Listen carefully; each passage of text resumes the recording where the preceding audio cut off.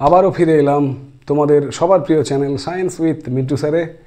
আজকের আমাদের আলোচ্য বিষয় মাধ্যমিক ভৌতবিজ্ঞানের চতুর্থ অধ্যায়, যেটি ছিল তাপের ঘটনাসমূহ। সেই তাপের ঘটনাসমূহের বাকি যে অংশ অর্থাৎ পার্ট 2, আজকে তাপের ঘটনাসমূহের পার্ট 2 অর্থাৎ দ্বিতীয় অংশের আলোচনা। এবং আজকের পর তাপের এই অধ্যায়টি আমরা শেষ করব। সেই সঙ্গে মাধ্যমিক ভৌতবিজ্ঞানের জন্য খুবই গুরুত্বপূর্ণ হতে চলেছে আজকের এই ক্লাস। তোমরা গত ভৌতবিজ্ঞান ক্লাসে, ঠিক আজকের আগের ভৌতবিজ্ঞান ক্লাসে তোমরা তাপের ঘটনাসমূহ এই অধ্যায়ের বিভিন্ন তাপীয় প্রসারণগুলো শিখেছিলে। কঠিন, তরল, গ্যাসের যে প্রসারণগুলো রয়েছে তোমাদের ইতিমধ্যে প্রত্যেকে জানো তোমরা যে আমাদের কঠিন পদার্থের 3 রকমের প্রসারণ আছে। একটি দৈর্ঘ্যের প্রসারণ বা রৈখিক প্রসারণ, একটি ক্ষেত্রের প্রসারণ এবং একটি আয়তনের প্রসারণ। তরলের ক্ষেত্রে সেটি 2 রকমের ছিল, একটি আপাত প্রসারণ এবং একটি প্রকৃত প্রসারণ, তাই না? আর গ্যাসের ক্ষেত্রে একটি মাত্র প্রসারণ ছিল, সেটা হচ্ছে গ্যাসের আয়তন প্রসারণ। আজকে আমরা প্রথমেই জেনে নেব আমাদের আজকের আলোচ্য বিষয়। প্রথমে আমরা জানব তাপের পরিবহন সম্পর্কে। তাপের পরিবহন, তাপের পরিবহন বলতে আমরা কি বুঝি না, যে পদ্ধতিতে তাপ সাধারণত কঠিন বস্তুর ক্ষেত্রে কি করে না, উষ্ণতর অংশ থেকে শীতলতর অংশে পরিবাহিত হয়, তাকে আমরা বলবো তাপের পরিবহন। কঠিন পদার্থের ভেতর দিয়ে উষ্ণতর অংশের মধ্যে থেকে, মানে উষ্ণতর অংশ থেকে শীতলতর অংশে তাপের যে সঞ্চালন, তাপের যে স্থানান্তর, সেটাকে আমরা বলবো তাপের পরিবহন। এবং এই তাপের পরিবহন কেবলমাত্র কঠিন পদার্থের ক্ষেত্রেই দেখা যায়, ঠিক আছে? তো এই যে তাপের পরিবহন তোমরা নিশ্চয়ই বাড়িতে লক্ষ্য করেছ। এর বাস্তব যে অভিজ্ঞতাগুলো, বাস্তব মানে দৈনন্দিন জীবনের যে বাস্তব উদাহরণগুলো আমাদের সামনে রয়েছে, তার মধ্যে একটি দেখো, পাশের চিত্রে তোমরা দেখতে পাচ্ছ, এই যে একটি বুনসেন বার্নারে বা একটি আগুনের মধ্যে একটি লোহার দণ্ডকে যদি আমরা প্রবেশ করাই, তাহলে কি ঘটছে দেখো না, সেক্ষেত্রে লোহার দণ্ডটি তাপকে কি করে, পরিবহন করে সামনের দিকে এগিয়ে নিয়ে যায়। ফলে কি হয়, আমরা যে প্রান্তটি ধরে রাখি, সেই ধরে রাখা প্রান্তে কিন্তু তাপটা কিছুক্ষণের মধ্যেই কি হয়, সঞ্চালিত হয় এবং হাতে আমাদের গরম লাগে, তাই না? তো এগুলো, এই যে কঠিন পদার্থের ভেতর দিয়ে তাপটা এক জায়গা থেকে আরেক জায়গায় পরিবাহিত হলো, কিন্তু দেখো মাধ্যমের কণাগুলোর কোনো রকম স্থান পরিবর্তন হলো না। এগুলোই হচ্ছে তোমার এই যে কঠিন পদার্থের ভেতর দিয়ে তাপের পরিবহনের দৈনন্দিন জীবনের উদাহরণ।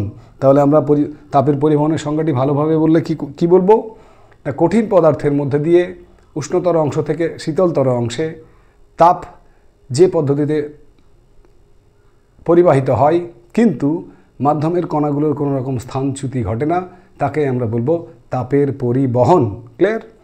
তো বাস্তব যে উদাহরণগুলো আমাদের সামনে রয়েছে তাপের পরিবহনের, সেই উদাহরণগুলোর মধ্যে প্রথমে আমরা বলবো তোমাদের একটি লোহার এবং একটি কাঠের চেয়ার। লোহার ও কাঠের তৈরি যে চেয়ার, আমি হেডলাইন লিখলাম লোহার ও কাঠের চেয়ার। এখানে প্রশ্ন আসে যে একটি লোহার চেয়ারকে এবং একটি কাঠের চেয়ারকে যদি বেশ কিছুক্ষণ রোদ্রে রেখে দেওয়া যায়, তাহলে দেখবে লোহার চেয়ারটিকে স্পর্শ করলে বেশি গরম লাগে, তাই না? কেন এমন হয় না, লোহা হচ্ছে কাঠের চেয়ে তাপের বেশি সুপরিবাহী, বেশি পরিমাণে তাপ পরিবহন করে এবং লোহাকে স্পর্শ করা মাত্রই কি করে, লোহার থেকে আমাদের দেহে তাপটা বেশি পরিমাণে পরিবাহিত হয়। সেই কারণে কিন্তু একই উষ্ণতা হলেও লোহা এবং কাঠের চেয়ার দুটোর উষ্ণতা একই হলেও লোহার চেয়ারটিকে স্পর্শ করলে, রৌদ্রে রাখা অবশ্য, বেশি গরম লাগে। ঠিক উল্টোটা শীতকালে আবার কি হয়, দেখবে একটি কাঠের চেয়ার, একটি তোমার লোহার চেয়ার, দুটোর মধ্যে লোহার চেয়ারটিকে আবার বেশি ঠান্ডা মনে হয়, কারণ সেক্ষেত্রে দেহ থেকে তাপ লোহাতে পরিবাহিত হয়, ঠিক আছে? তো যাই হোক, আমরা লোহার ও কাঠের চেয়ার রৌদ্রে রাখার পর সে দুটোকে স্পর্শ করে বুঝতে পারি যে বিভিন্ন পদার্থের তাপের পরিবহন ক্ষমতা বিভিন্ন রকম হয়, ঠিক আছে? এছাড়াও দেখো, আমরা টিনের যে ছাদের বাড়িতে বাস করে যারা, টিনের ছাদওয়ালা বাড়ি, টিনের ছাদওয়ালা বাড়ি, সেখানে তোমরা লক্ষ্য করবে যে সমস্ত বাড়িগুলোতে উপরে টিনের ছাউনি দেওয়া থাকে, সেখানে কি হয়, গরমে প্রচণ্ড সূর্যের তাপে টিন যেহেতু তাপে সুপরিবাহী, সে কী করে বাইরের তাপকে ভেতরের দিকে বেশি পরিমাণে পরিবাহিত করে, ফলে ভেতরটা গরম হয়ে যায়। তাই গরমকালে টিনের ঘরের ভেতরটা কিন্তু প্রচণ্ড রকম ভয়ানক রকম কিন্তু গরম হয়ে যায়। ঠিক শীতকালে উল্টোটা হয়। শীতকালে টিন যেহেতু তাপের সুপরিবাহী, ফলে কি হয়, ভেতরের রুম টেম্পারেচারটা কিন্তু বাইরের তুলনায় বেশি থাকে। তখন কি হয়, ভেতর থেকে তাপকে বাইরে বের করে দেয় বলে টিনের ঘরগুলো ঠান্ডার সময় কিন্তু বেশি ঠান্ডা মনে হয়। গরমকালে বেশি গরম, ঠান্ডার সময় বেশি ঠান্ডা। ঠিক আছে, এগুলো কিন্তু সবই তাপের পরিবহনের দৈনন্দিন জীবনের বাস্তব অভিজ্ঞতার উদাহরণ। ঠিক আছে, এছাড়াও আমরা আরও বেশ কিছু উদাহরণ নিয়ে আলোচনা করব, যেগুলো ছোট ছোট প্রশ্ন মাধ্যমিকে আসে। যেমন স্যার হামফ্রে ডেভির যে নিরাপত্তা বাতি, ডেভির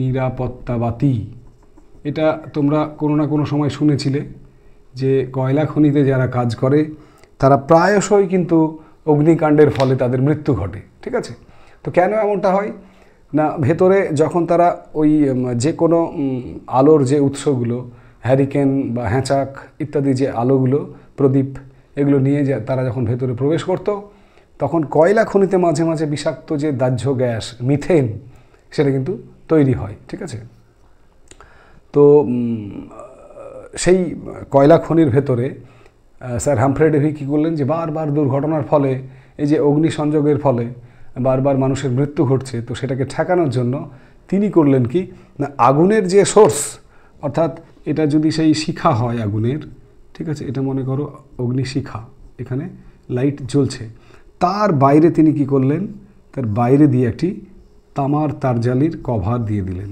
অর্থাৎ গোটা শিখাটাকে বাইরে দিয়ে তামার তারজালি দিয়ে তিনি ঘিরে দিলেন। এবারে কি হলো, শিখা যে তাপটা বিকিরণ করে, সেই তাপটা, তামা যেহেতু তাপে সুপরিবাহী, তাই চারিদিকে ছড়িয়ে গেল।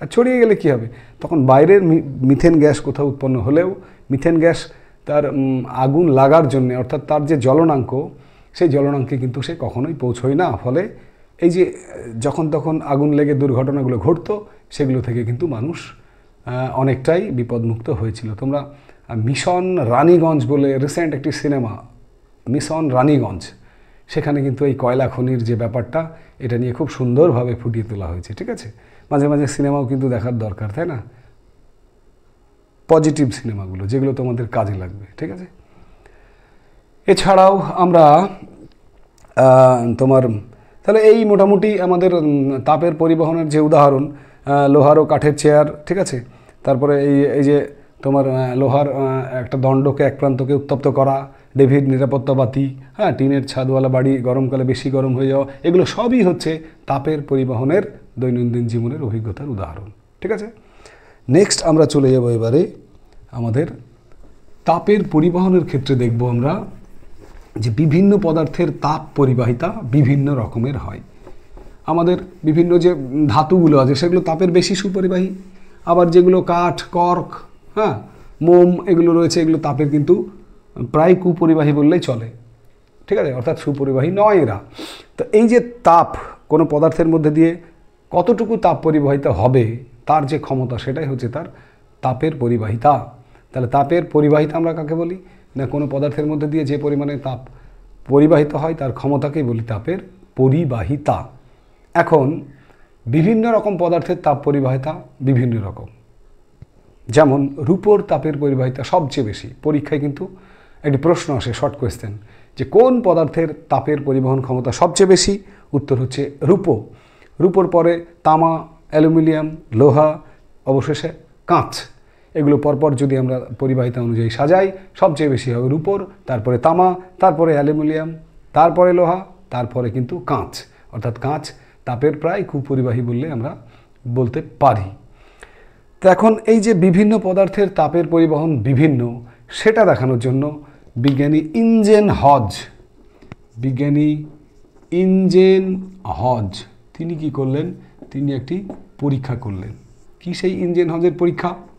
দেখো তোমার ডান দিকে একটা ছবি দেখতে পাচ্ছ, দেখো, পেয়েছো? এখানে দেখো, ছবিটার দিকে একবার তাকাও। এখানে দেখো বিভিন্ন রকমের একটা জলাধার রয়েছে। সেই জলাধারের সামনের দিকে কয়েকটি ছিদ্র করে সেখানে বেশ কয়েকটি ধাতব দণ্ডকে যাদের বেধ এবং দৈর্ঘ্য বেধ বা দৈর্ঘ্য একই এবং প্রস্থচ্ছেদও কিন্তু একই, সেই রকমের পরপর দেখো তুমি রূপো, অ্যালুমিনিয়াম, তামা, লোহা, হ্যাঁ, কাঁচ, এগুলো সব দণ্ডকে, সমান দৈর্ঘ্যের দণ্ডকে ওই ছিদ্রের মধ্যে প্রবেশ করানো রয়েছে, তাই না? এবারে কি হয়েছে, ওই যে জলাধারে অর্থাৎ জলের পাত্রটিতে যে জল রয়েছে সেই জলকে কিন্তু গরম করতে হবে। তার আগে বলি, ওই দণ্ডের যে অংশগুলো বাইরে বেরিয়ে আছে দেখো, সেই অংশগুলো কিন্তু মোমের প্রলেপ দেওয়া আছে। এবারে কি হলো, জলকে তুমি যখন গরম করবে তখন কি হবে না, রূপোর যে দণ্ডটি রয়েছে বাইরে, তার যে মোমের প্রলেপ সেটি সবচেয়ে বেশি গলেছে, তার চেয়ে একটু কম তামা, তার চেয়ে একটু কম অ্যালুমিনিয়াম, তার চেয়ে কম লোহা এবং কাঁচের ক্ষেত্রে একদম কম। ঠিক আছে, অর্থাৎ এখানে আমরা কি বুঝলাম না, ইঞ্জেন হজের পরীক্ষা দ্বারা আমরা বুঝতে পারলাম যে রূপোর তাপের পরিবহন ক্ষমতা সবচেয়ে বেশি, কাঁচের তাপের পরিবহন ক্ষমতা সবচেয়ে কম। সুতরাং যদি প্রশ্ন আসে যে বিভিন্ন পদার্থের তাপের পরিবহন ক্ষমতা বিভিন্ন, এটা কোন বিজ্ঞানী পরীক্ষা করে প্রথম দেখিয়েছিলেন, উত্তর বিজ্ঞানী ইঞ্জেন হজ, এবং এই হচ্ছে তোমাদের সেই পরীক্ষা। ঠিক আছে, পরীক্ষায় আসবে না, এটা একটুখানি দেখে রাখার জন্যই তোমাদের বলা। নেক্সট এবারে আমরা চলে যাব সবচেয়ে ইম্পর্ট্যান্ট, যেটা মাধ্যমিকের জন্য তাপের সবচেয়ে ইম্পর্ট্যান্ট, এবং এখন যে অংশটুকু আলোচনা করব তোমাদের একদম কি বলবো সবচেয়ে বেশি ফোকাস করতে হবে এই জায়গাটিতে, সেটি হচ্ছে তাপের পরিবহনের হার কোন কোন বিষয়ের উপর নির্ভর করে। আমি এখানে লিখেই দিলাম, তাপ পরিবহনের হার কোন কোন বিষয়ের উপর নির্ভর করে। এটা কিন্তু পরীক্ষার জন্য খুবই ইম্পর্টেন্ট, মন দিয়ে জায়গাটি বুঝে নাও। কোন কোন বিষয়ের উপর নির্ভর করে, নির্ভর করে মনে করো পরীক্ষায় প্রশ্নটি এলো। কি প্রশ্নটি ভালো করে দেখে নাও, তাপ পরিবহনের হার কোন কোন বিষয়ের উপর নির্ভর করে। এখন দেখো, মনে করো একটি পরিবাহী নিলাম, যে পরিবাহীটির দৈর্ঘ্য, আনসার করছি আমি, যে পরিবাহীটির দৈর্ঘ্য মনে করো এল। ঠিক আছে, দৈর্ঘ্যকে আমরা দৈর্ঘ্য না বলে বেদও বলতে পারি, বেদ বা দৈর্ঘ্য হচ্ছে এল। মনে করো পরিবাহীটির প্রস্থচ্ছেদ হচ্ছে এ, ক্যাপিটাল এ, এরিয়া, এরিয়া মানে প্রস্থচ্ছেদ। আচ্ছা, মনে করো উষ্ণতার পার্থক্য, অর্থাৎ পরিবাহীটির দুই পৃষ্ঠতলের যে উষ্ণতা পার্থক্য, সেই উষ্ণতা পার্থক্য মনে করো θ1 - θ2, যেখানে বলাই আছে যে θ1 ইজ গ্রেটার দ্যান θ2, অর্থাৎ θ1টা উচ্চ উষ্ণতা, θ2টা নিম্ন উষ্ণতা। তাহলে এখানে আমরা যদি কিউ পরিমাণ তাপ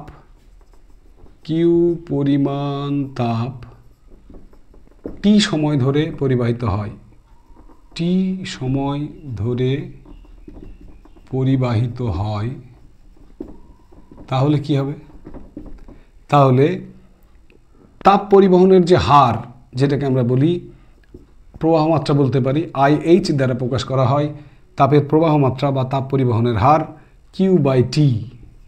ঠিক আছে, IH সমান Q/T। এবারে আমাদের প্রশ্নের উত্তরে চলে যাব। তাপ পরিবহনের হার অর্থাৎ এই Q/T এটা কোন কোন বিষয়ের উপর নির্ভর করে পরীক্ষার জন্য VVI।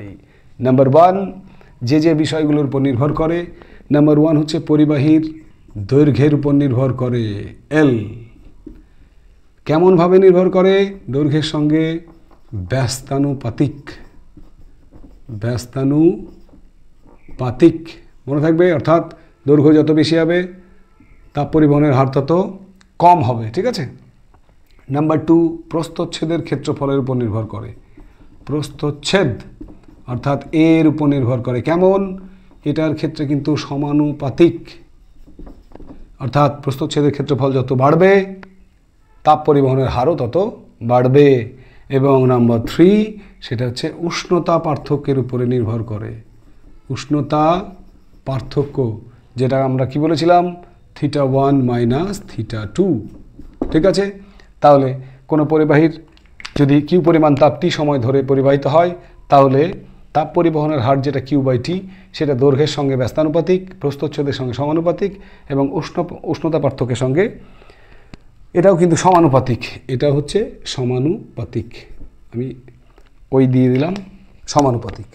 এবারে দেখো, এবারে আমি যদি এটাকে গাণিতিক আকারে প্রকাশ করি, যেগুলোকে লিখে লিখে তোমাদের সামনে বললাম যে তাপ পরিবহনের হার Q/T সেগুলো কোন কোন বিষয়ের উপর নির্ভর করে, সেইগুলোকে যদি গাণিতিক আকারে লিখি তাহলে আমরা কি পাবো?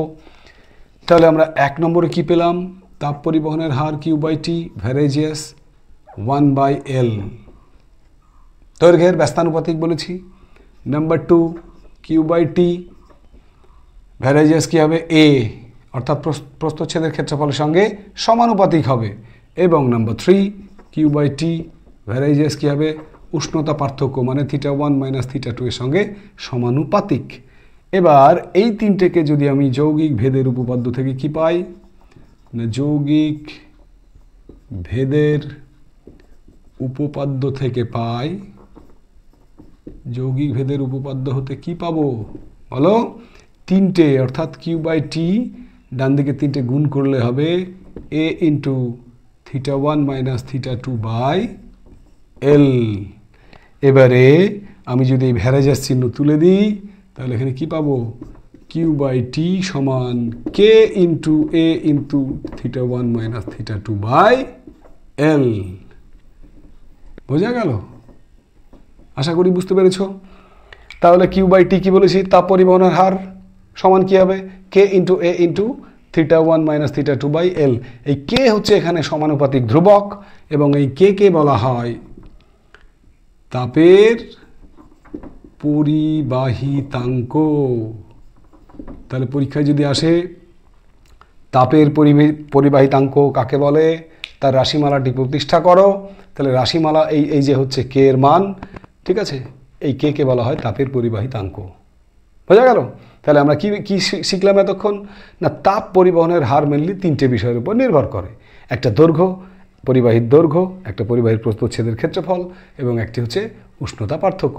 এবং সেক্ষেত্রে যদি T সময়ে Q পরিমাণ তাপ পরিবাহিত হয় তাহলে তার পরিবহনের হার হচ্ছে Q/T এবং Q/T ভ্যারেজিয়াস হয়ে গেল A × θ1 - θ2/L, অর্থাৎ Q/T সমান K × A × θ1 - θ2/L। এইখানেই মজাটা লুকিয়ে আছে, ঠিক আছে? এবারে আমরা চলে যাব এই তাপ পরিবাহিতাঙ্ক। এবারে আমাদের আলোচ্য বিষয় তাপ পরিবাহিতাঙ্ক কাকে বলে এবং তার এককগুলো খুবই ইম্পর্টেন্ট পরীক্ষার জন্য। তাপ পরিবাহিতাঙ্ক কাকে বলে দেখো, নিজে নিজেই তৈরি করতে পারবে সংজ্ঞা। কি করে? আমরা যেটা পেলাম তাপ পরিবাহিতাঙ্ক, এই তাপ পরিবাহিতাঙ্ক সমীকরণটা কি পেলাম?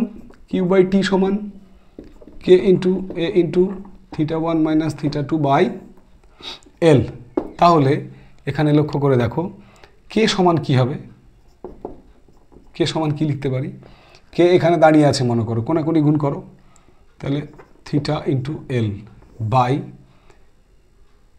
এগুলো যদি এখানে আসে তাহলে A × θ1 - θ2 × T অলরেডি আছে T। দেখো তো সমীকরণটি ঠিকঠাক হলো কিনা? K সমান, এই K এর মান যদি বের করতে হয় তাপ পরিবাহিতাঙ্কের মান, তাহলে কোনাকুনি গুণ করলাম, QL হলো। আচ্ছা, এই অংশটুকু তলে চলে এলো, A × θ1 - θ2, T আগে থেকেই তলে ছিল। তাহলে এটাই হচ্ছে তাপের পরিবাহিতাঙ্ক। কাকে বলে? কাকে বলে? এখানে দেখো, যদি ভালো করে লক্ষ্য করো, যদি এখানে L এর মান 1 হয় তার মানে কি? একক দৈর্ঘ্য। A এর মান যদি 1 হয় তার মানে কি? একক প্রস্থচ্ছেদ। T এর মান যদি 1 হয় মানে একক সময়ে θ1 - θ2 সমান যদি 1 হয় তাহলে উষ্ণতা পার্থক্য একক যদি হয় তাহলে এখানে সবগুলোর মান যদি এক এক করে বসিয়ে দাও, কি হচ্ছে দেখো, L এর মান 1 1 1 × T এর মানও 1, তাই তো? সবগুলো এক বসালে K সমান Q, K সমান Q, অর্থাৎ তাপ পরিবাহিতাঙ্ক সমান মোট তাপ। কখন? কখন কোনো পরিবাহীর দৈর্ঘ্য যদি একক হয়, প্রস্থচ্ছেদ যদি একক হয়, তাহলে তার উষ্ণতর পৃষ্ঠ থেকে শীতলতর পৃষ্ঠে প্রতি একক সময়ে যে পরিমাণ তাপ পরিবাহিত হয় তাকে আমরা বলবো তাপ পরিবাহিতাঙ্ক। আরও একবার বলে দিই, একটি পরিবাহীর দৈর্ঘ্য যদি একক হয়, তার প্রস্থচ্ছেদের ক্ষেত্রফল যদি একক হয়, তাহলে ওই পরিবাহীর দুটো যে পৃষ্ঠতল, তাদের উষ্ণতর পৃষ্ঠতল থেকে শীতলতর পৃষ্ঠতলের দিকে একক সময়ে যে পরিমাণ তাপ পরিবাহিত হয় তাকে আমরা বলবো তাপের পরিবাহিতাঙ্ক। ঠিক আছে, এবারে আমরা চলে যাব এই তাপ পরিবাহিতাঙ্কের এককগুলো কী কী হবে। আমি একটুখানি মুছে দিলাম, এইটুকু মুছে এবার তাপ পরিবাহিতাঙ্কের এককগুলোকে নির্ণয় করার চেষ্টা করব। তার আগে তোমাদের পরীক্ষার জন্য দুটো জিনিস ছোট্ট করে মাথায় রেখো। কে এর মান যেগুলো তাপের সুপরিবাহী, অর্থাৎ যেগুলোকে আমরা বলতে পারি আদর্শ পরিবাহী, সেই আদর্শ পরিবাহীগুলোর ক্ষেত্রে কে এর মান হবে অসীম, অর্থাৎ বুঝতেই পারছো কে এর মান অসীম হবে। ঠিক আছে, আর যারা আদর্শ অপরিবাহী, যেগুলো আদর্শ অপরিবাহী বস্তু, সেই আদর্শ অপরিবাহীদের ক্ষেত্রে কে এর মান কিন্তু হবে 0। এটা বিশেষভাবে মনে রেখো শর্ট কোশ্চেনের জন্য। একটি আদর্শ পরিবাহীর কে এর মান কত হতে পারে? অসীম। একটি আদর্শ অপরিবাহীর কে এর মান কত হতে পারে? 0। ওকে, এবারে আমরা চলে যাব পরীক্ষার যে বিষয়। পরীক্ষার প্রশ্নটি আগে শুনে নাও, ভালো করে মাথায় প্রশ্নটি গেঁথে নাও। তাপ পরিবাহিতাঙ্ক কাকে বলে তার উত্তর অলরেডি বলেছি। এবারে তাপ পরিবাহিতাঙ্কের একক, সিজিএস একক, এসআই একক। কী হবে দেখো, সিজিএস পদ্ধতিতে তাপ পরিবাহিতাঙ্কের যদি একক বের করি, তো এখানে লক্ষ্য করো কিউ এর মান সিজিএস পদ্ধতিতে কত হয়? ক্যালোরি, ক্যাল। এল দৈর্ঘ্যের একক কত সিজিএস পদ্ধতিতে? সেন্টিমিটার। বাই এ মানে এরিয়া কত হবে? Semi square. ইন্টু উষ্ণতার একক কত হবে? উষ্ণতা পার্থক্যের একক ডিগ্রি সি। ইন্টু টাইমের একক কত? সেকেন্ড। ক্লিয়ার? কোনো কিছু আলাদা করিনি আমি, যা সমীকরণে ছিল প্রত্যেকটি রাশির এককগুলো আমি বসিয়েছি। আরেকবার, তোমার কিউ মানে তাপ, মোট তাপের একক ক্যালোরি, লেন্থ দৈর্ঘ্য সেন্টিমিটার, প্রস্থচ্ছেদের একক সেমি স্কোয়ার, উষ্ণতার একক ডিগ্রি সেন্টিগ্রেড, এবং টাইম, টি মানে টাইম, সময়ের একক হচ্ছে সেকেন্ড। তাহলে এখানে দেখো সেমি যদি কেটে দিই, তাহলে উপরে থাকছে ক্যালোরি ডট, সেমি উপরে গেল, তাহলে সেমি ইনভার্স, ডিগ্রি সি উপরে গেল, ডিগ্রি সি ইনভার্স, সেকেন্ড উপরে গেলে সেকেন্ড ইনভার্স। এবং এটাই হচ্ছে আমাদের সিজিএস পদ্ধতিতে তাপ পরিবাহিতাঙ্কের একক, calorie, semi inverse, degree C inverse এবং সেকেন্ড ইনভার্স। ক্লিয়ার? এবারে এটাই যদি এসআই এককে হয় তাহলে কী হবে দেখো, এখানে আর বসানোর দরকার নাই, এখান থেকে দেখো এসআই এককে ক্যালোরির জায়গায় আমরা কী লিখব? জুল। এসআই এককে ওই সেকেন্ডটাকে আগে লিখলাম, সেকেন্ডের জায়গায় কী লিখব? আচ্ছা সেকেন্ডই হবে, সেকেন্ড ইনভার্স। সেমির জায়গায় কী লিখব? Metre inverse. ডিগ্রি সি এর জায়গায় কী লিখব? কে ইনভার্স। এগুলোকে মুছে দিলাম। ঠিক আছে, মুছে দিলাম, ওখান থেকে নিয়ে এসছি, তাহলে আর কাজ নেই, মুছে দিলাম। কি থাকলো পড়ে দেখো, ক্যালোরির জায়গায় জুল হলো এসআই পদ্ধতিতে, সেকেন্ডের জায়গায় সেকেন্ড, সেমির জায়গায় মিটার, কেলভিনের জায়গায় ডিগ্রি সি এর জায়গায় কেলভিন। ঠিক আছে, এইটুকু অংশকে আমরা কি বলি? Joule per second. এই জুল পার সেকেন্ডকে আমরা জানি কোনো বৈদ্যুতিক যন্ত্রের 1 সেকেন্ডে 1 জুল কাজ করার ক্ষমতাকে বলা হয় 1 ওয়াট। ওয়াট মানে হচ্ছে ডব্লিউ। তাহলে ডব্লিউ এর মান যে (-1) যদি হয়, তাহলে এইটুকুর বদলে, বক্সে ঘেরা অংশটুকুর বদলে আমরা লিখলাম W metre inverse K inverse, metre inverse K inverse. ব্যাস, এসআই পদ্ধতিতে তাপ পরিবাহিতাঙ্কের একক পেলাম W metre inverse kelvin inverse.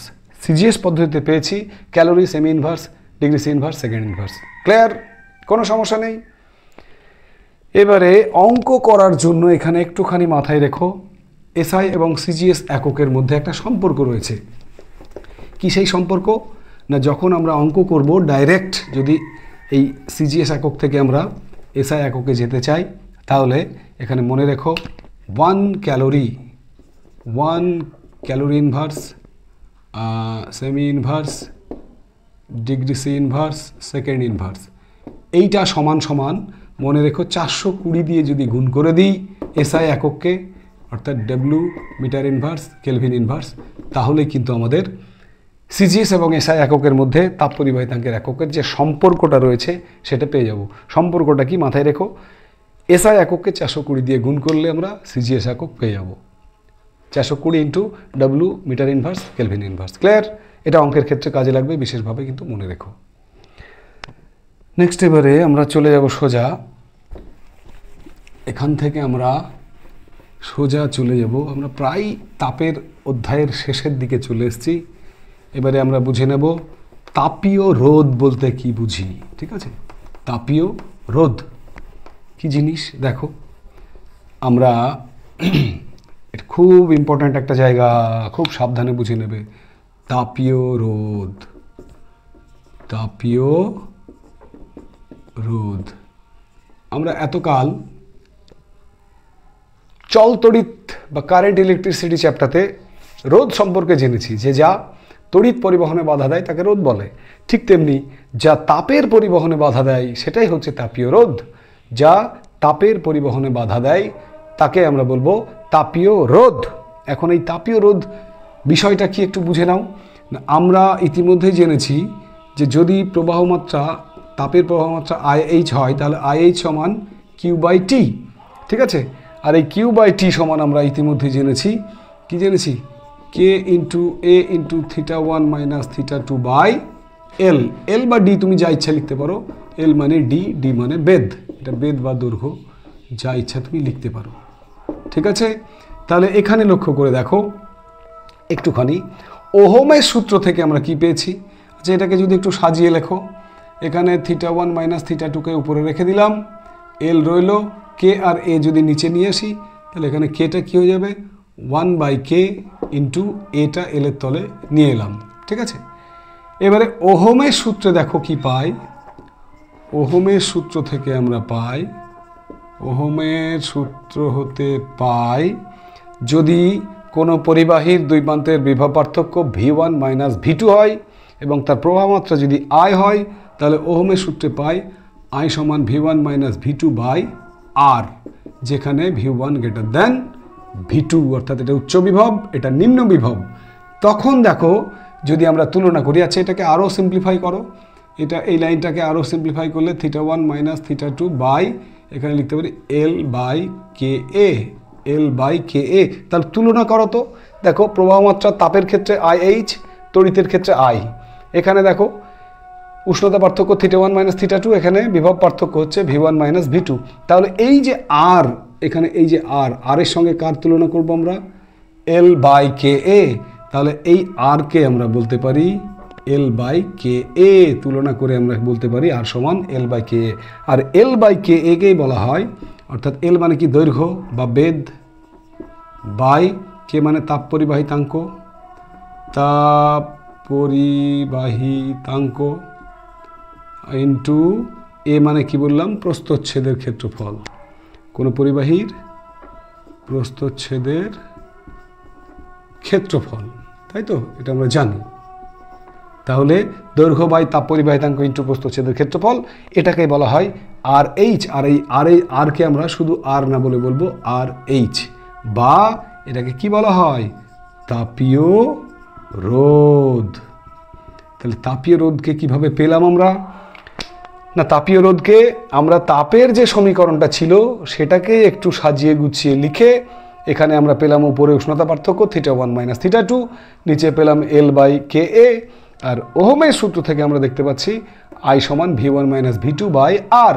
তাহলে তুলনা যদি করি দুটো সমীকরণের, এটাকে যদি তোমরা 1 নম্বর সমীকরণ ভাবো, এটাকে যদি তোমরা 2 নম্বর সমীকরণ ভাবো, 1 নং 2 নং, তাহলে দেখো R সমান L/KA, এই R কে বলা হয় RH বা L/KA, অর্থাৎ তাপীয় রোধ।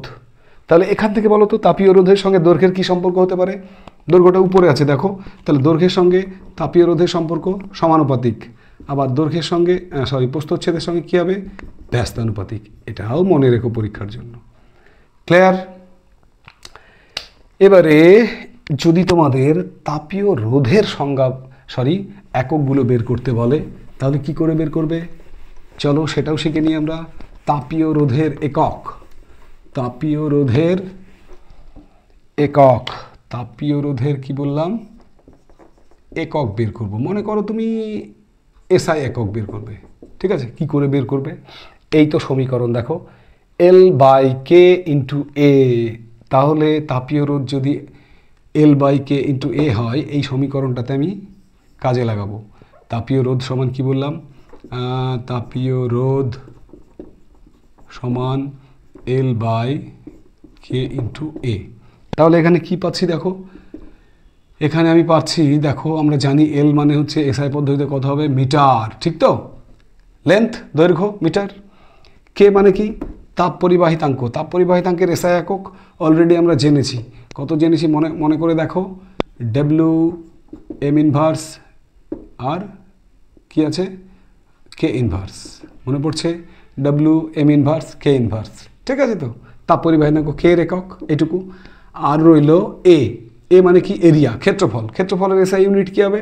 Metre square. তাহলে মিটার মিটার যদি কেটে দিই, এবারে দেখো নিচেরগুলো উপরে যাবে, উপরে তো কেউ নাই, নিচেরগুলো উপরে গেলে ডব্লিউ, উপরে গেলে ডব্লিউ ইনভার্স। মিটার উপরে গেলে এই মিটার আর এই মিটার, দেখো এই মিটারটা উপরে গেলে এখানেই দেখো না ইনভার্স আর এম কেটে যাবে, তাই না? মিটার আর থাকবে না, তাহলে পড়ে থাকছে কে? কে ইনভার্স। এটা উপরে গেলে কি হয়ে যাবে? শুধু কে হয়ে যাবে, ব্যাস। তাপীয় রোধের এসআই একক হয়ে যাবে ডব্লিউ ইনভার্স এবং কে, মনে থাকবে। এবারে আমরা যদি সিজিএস একক বের করি, সিজিএস এককে কী পাবো? সেখানে সিজিএস এককে দেখো একবার মান বসাও, মান বসিয়ে দাও, সিজিএস এককও পেয়ে যাবে। আমরা সিজিএস পদ্ধতিতে যদি তাপীয় রোধের একক বের করতে চাই, তাহলে এই সমীকরণ থেকে সিজিএস একক বার করছি। দেখো এল এর একক কত সিজিএস পদ্ধতিতে? সেন্টিমিটার। কে এর একক কত?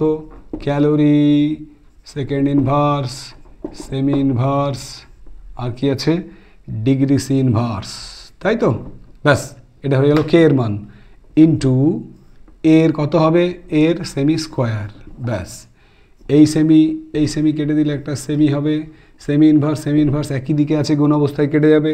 তাহলে ক্যালোরি, সরি এখানে ক্যালোরি ইনভার্স আছে, হ্যাঁ, ক্যালোরি ইনভার্স যদি উপরে যায় কী হবে? শুধু ক্যালোরি হয়ে গেল না তো, এখানে তো ইনভার্স নেই, তাহলে ক্যালোরি যদি থাকে ক্যালোরি ইনভার্স হয়ে গেল উপরে গিয়ে। আর সেকেন্ডটা কী হবে? সেকেন্ড উপরে গেলে শুধু সেকেন্ড হয়ে যাবে। ডিগ্রি সি উপরে গেলে কী হবে? ইনভার্সটা বাদ যাবে, ডিগ্রি সি, ব্যাস। ক্যালোরি, সেকেন্ড, ডিগ্রি সি, এটা হচ্ছে সিজিএস পদ্ধতিতে তাপীয় রোধের একক। দুটো কিন্তু পরীক্ষার জন্য খুবই ইম্পর্ট্যান্ট বিষয়, ঠিক আছে?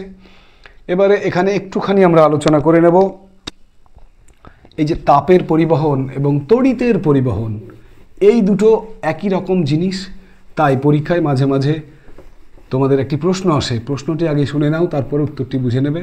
সেটা হচ্ছে তাপ ও তড়িতের যে পরিবহন, সেই তাপ ও তড়িতের পরিবহনের মধ্যে মিল কি কি আছে, ঠিক আছে? কি বললাম?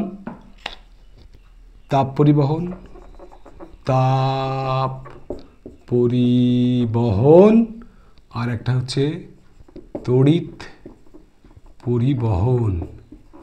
এই দুটোর মধ্যে খুব বেশি না, দুটো অন্তত 2-3টে পয়েন্ট তোমাকে মাথায় রাখতে হবে।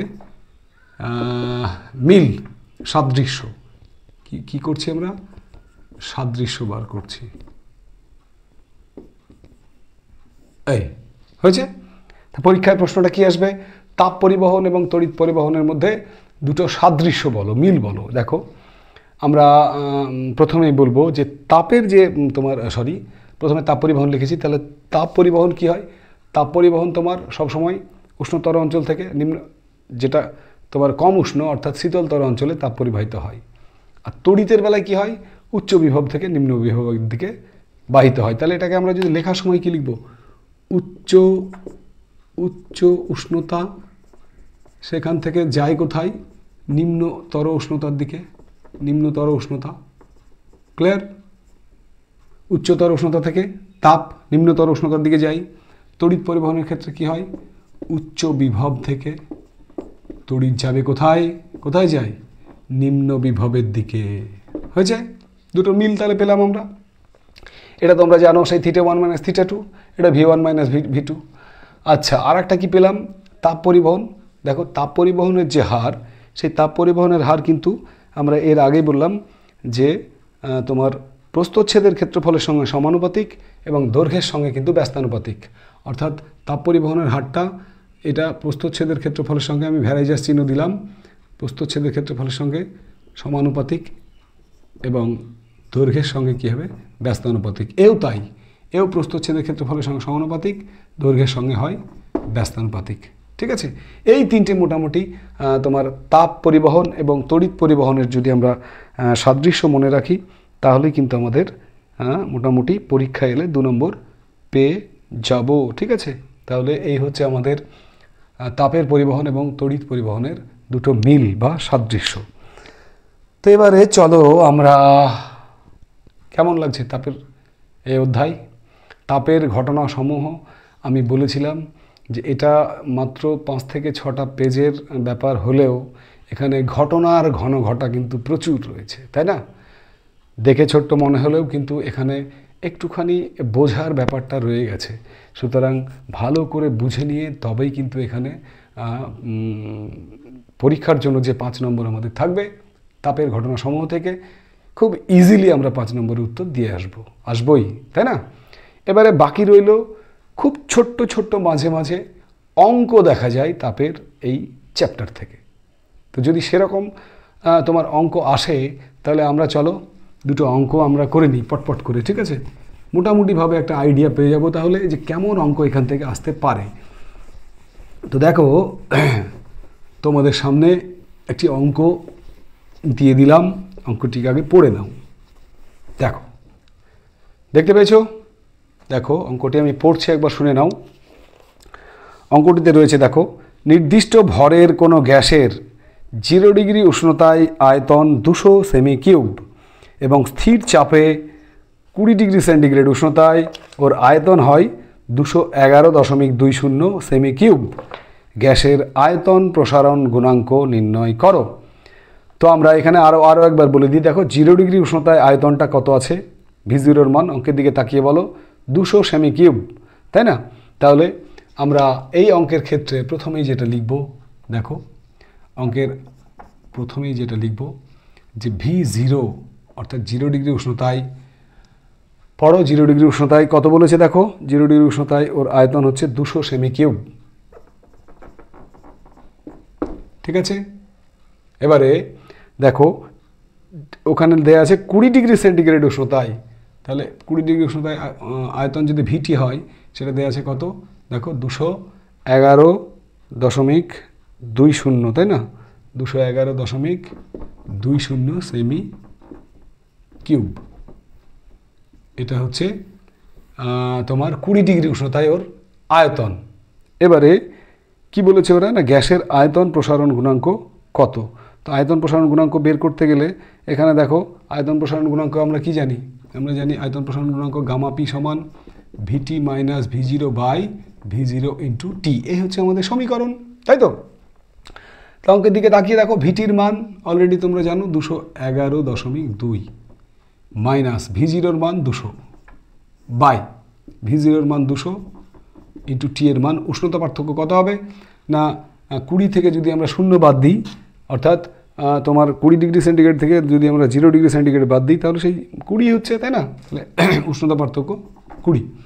এবারে এর মান কি করে বের করব, বাদ দিলে হবে 11.20 বাই, এখানে একটু বুদ্ধি করে 20-কে 2 লিখলাম, 200-কে 2 লিখলাম আর 20-কেও 2 লিখলাম। 200-কে ভেঙে, আচ্ছা 200-কে ভেঙে কত হবে বলো, 2 গুণিত 100 করলাম, 20-কে ভেঙে 2 গুণিত 10 করলাম। ঠিক আছে, তাহলে পড়ে থাকলো 11.20 বাই 2 দুগুণে 4 ইন্টু 100 আর 10, তা 10 টু দি পাওয়ার কত 3, দুটো একটা 3, 3টে শূন্য।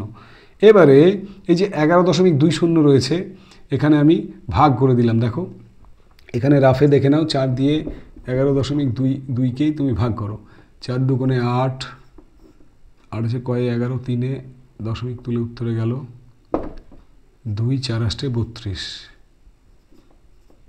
ঠিক আছে, তাহলে কত হলো ভাগফলটা, এইটা 11.20-কে 4 দিয়ে ভাগ করলে 2.8, আর এটা যদি উপরে যায় তাহলে 10⁻³ তাহলে আমরা গামা পি এর মান পেলাম কত 2.8 × 10⁻³ এবং যেহেতু অঙ্কটি সিজিএস পদ্ধতিতে হচ্ছে তাই তার একক হবে ডিগ্রি সি ইনভার্স।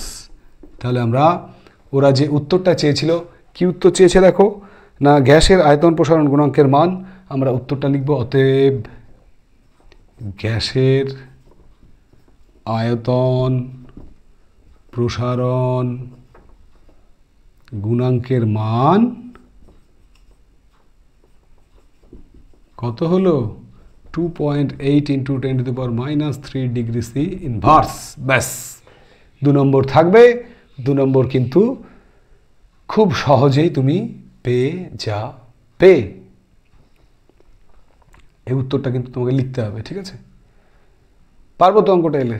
চলো নেক্সট আরেকটা অঙ্ক দেখা যাক, ঠিক আছে? তাহলে নেক্সট অঙ্ক দেখো, তোমাদের সামনে পরবর্তী অঙ্কটা নিয়ে আসছি আমি।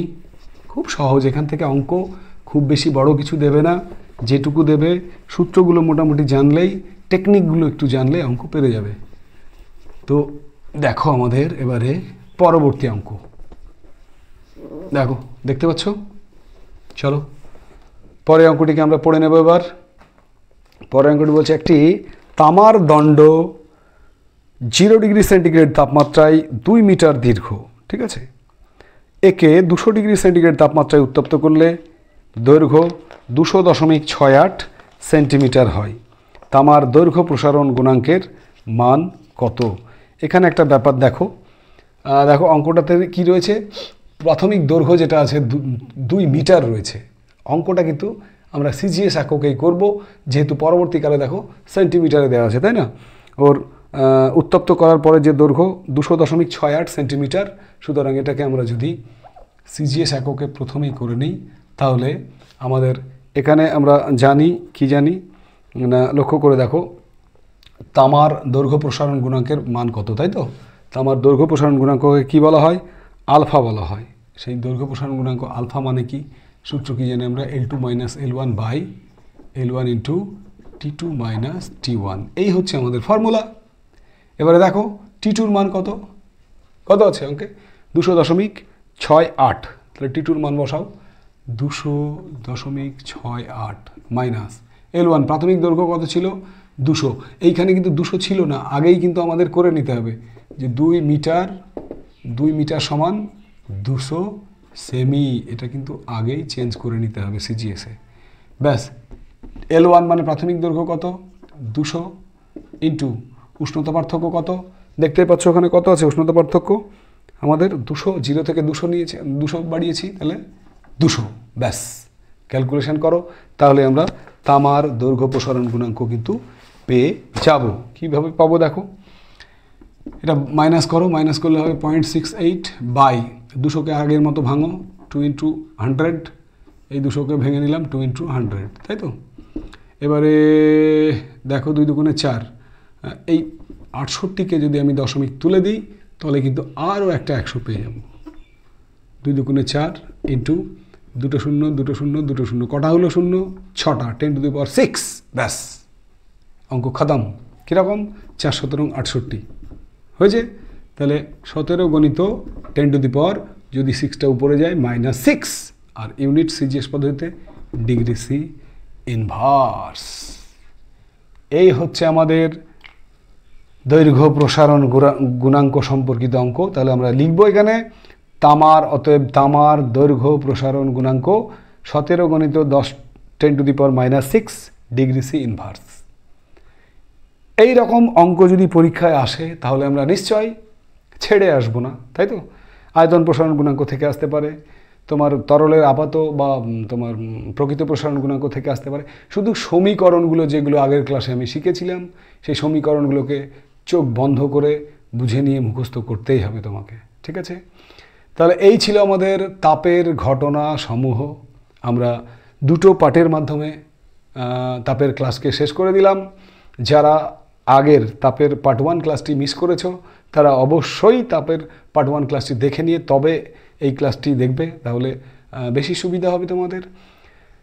এই প্রশ্নমালা থেকে অধ্যায় 4 তাপের ঘটনাসমূহ থেকে যদি কারো কোনো কোয়েশ্চেনের সমস্যা হয় কমেন্টে জানিও, আমি অবশ্যই উত্তর করে দেব। এবং সেই সঙ্গে এখান থেকে যে সমস্ত প্রশ্নগুলো মাধ্যমিকে সম্ভাব্য আসতে পারে সেগুলো ডেসক্রিপশানে নিচের লিঙ্কে গিয়ে সেখানে প্রশ্নগুলো সব দেওয়া আছে, সেগুলোকে তোমরা প্রিন্ট আউট বের করে নিও। আমি কোনো এক সময় পরবর্তীতে এই তাপের ঘটনাসমূহের যে প্রশ্নোত্তর পর্ব সেটা নিয়ে আসব। নিচে ভিডিও ঠিক নিচে দেখবে মোর বলে লেখা আছে, MORE মোর। একটুখানি বলে দিই, তোমরা জানো সবাই, কিন্তু তবুও MORE বলে এরকম লেখা আছে। মোরে ক্লিক করবে, ডেসক্রিপশান দেখতে পাবে। ডেসক্রিপশানের মোড়ে গিয়ে ক্লিক করলেই সেখানে নীল কালারের একটি লিঙ্ক দেখতে পাবে। লিঙ্কের উপরে টাচ করলেই কিন্তু সঙ্গে সঙ্গে পিডিএফটি বেরিয়ে যাবে। ওপরে দেখবে একটি এরকম চিহ্ন দেওয়া আছে, ডাউন অ্যারো, ঠিক আছে? এটা ডাউনলোডের চিহ্ন। ওখানে ক্লিক করলেই ফাইলটি ডাউনলোড হয়ে যাবে এবং সেখানে দেখবে তাপের ঘটনাসমূহের সমস্ত প্রশ্নগুলো লেখানো আছে। তোমরা সেগুলোর উত্তর নিজে নিজেই ম্যাক্সিমাম পেরে যাবে। যদি কোনো উত্তরের সমস্যা হয় তাহলে পরের যে ভিডিও নিয়ে আসবো আমি, তাপের ঘটনাসমূহ প্রশ্নোত্তর পর্ব, সেখান থেকে বাকি উত্তর পেয়ে যাবে। ওকে, তাহলে এই ছিল তোমাদের অধ্যায় নাম্বার 4, তাপের ঘটনাসমূহ। পরবর্তীতে আবারও আমাদের দেখা হবে ভৌতবিজ্ঞানের কোনো একটি বিষয় নিয়ে। আমাদের সেকেন্ড টার্মের জন্য বাকি রয়েছে কেমিস্ট্রির বেশ কিছু অংশ বাকি রয়েছে। সেখানে তোমার তড়িৎ প্রবাহ, রাসায়নিক বিক্রিয়া রয়েছে, বিভিন্ন গ্যাসীয় পদার্থের যে তোমার অজৈব রসায়ন যেখানে রয়েছে, তোমার hydrogen sulphide, nitrogen, ammonia gas তৈরি প্রস্তুতি, সেগুলো রয়েছে। আমাদের আলোর মতো একটি বড় অধ্যায় যেটা এখনও করা হয়নি আমাদের, সেগুলো করব। চলতড়িৎ আছে, কারেন্ট ইলেকট্রিসিটি, পরমাণু নিউক্লিয়াস রয়েছে। সুতরাং দুর্দান্ত চ্যাপ্টার সব রয়েছে আমাদের আগামীতে। দেখতে থাকো তোমাদের সবার প্রিয় channel science with Mintu sir, এবং সেই সঙ্গে সুস্থ থেকো, ভালো থেকো, ঠিক আছে? ওকে, টাটা।